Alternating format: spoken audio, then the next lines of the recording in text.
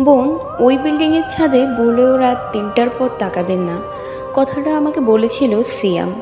ও আমাদের পাশের ফ্ল্যাটেই থাকে। নতুন ফ্ল্যাটে ওঠার পরপরই ওর সাথে আমার পরিচয় হয়। খুব মিশুক ছেলে। প্রতিদিন বিকেলে ছাদে গেলেই ওর সাথে দেখা হয়, গল্পও হয়। একদিন গল্প করতে করতেই কথাটাও আমাকে বলেছিল। ওই যে বিল্ডিংটা দেখিয়েছে, সেটা আমার রুমের জানালা দিয়ে খুব সুন্দরভাবেই দেখা যায়। আমি রাত জাগি, রাত ৩টার পরও অনেকবার তাকিয়েছি ওইটার দিকে, কিছুই দেখি নাই। সিএম যে তখন একটা চাপা মারছে খুব ভালো মতোই বুঝতে পারছি। তাও আমি জিজ্ঞেস করলাম, কেন, কি আছে ওই বিল্ডিংয়ে? ওই ছাদ দিয়ে এক মেয়ে নাকি লাফ দিয়ে আত্মহত্যা করেছিল রাত ৩টার সময়। তাই এখন নাকি মাঝে মাঝে ওই মেয়েটাকে দেখা যায় রাত ৩টার সময় ওই ছাদে। আমি হেসেই ফেললাম, ও আচ্ছা তাই। আমার ভূত দেখার খুব শখ এখন।